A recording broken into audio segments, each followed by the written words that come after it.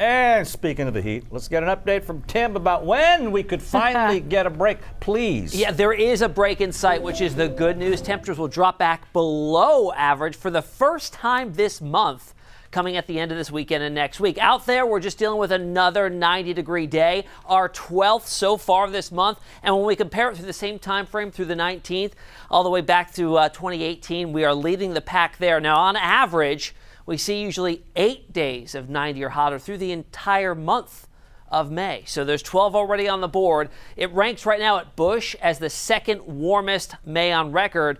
At Hobby, it's the number 1. At Galveston, it's the number 1 as well. And at Busch, we've tied or broken 2 record highs so far this month. So here's where we're heading. Friday and Saturday, still in the 90s, still hot, still humid, but changes start to work on in with a cold front. Saturday night into Sunday, look at the drop in temperatures, nearly 10 degrees. Mid-80s and below average through the middle of next week. That also coincides with our next rain chances.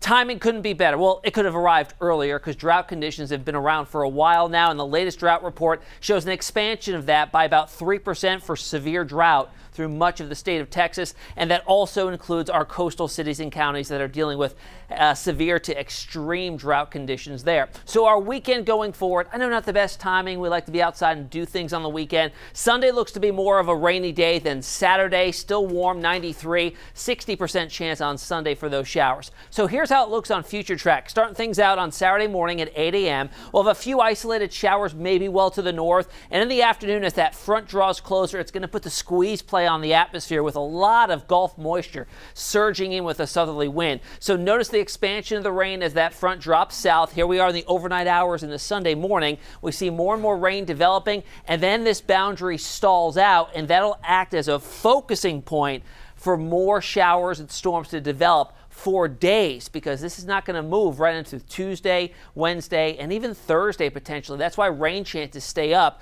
at least 50 to 60% throughout that time frame. So prolonged period of rain means we'll see some pretty legitimate totals out there, and a lot of it will be very beneficial too. 2 to 4 inches, maybe some locally higher totals than that. Again, it makes sense with that focusing point and that moisture streaming up out of the Gulf of Mexico. That front's going to act like a sponge, or act like your hand squeezing out the moisture of a sponge. There's your 7-day forecast. There's a lot more rain in there. That's what we like to see to get rid of some of those drought conditions. It's been dry for quite some time, and a drop in our temperatures too, hovering near average by the middle of next week. Guys?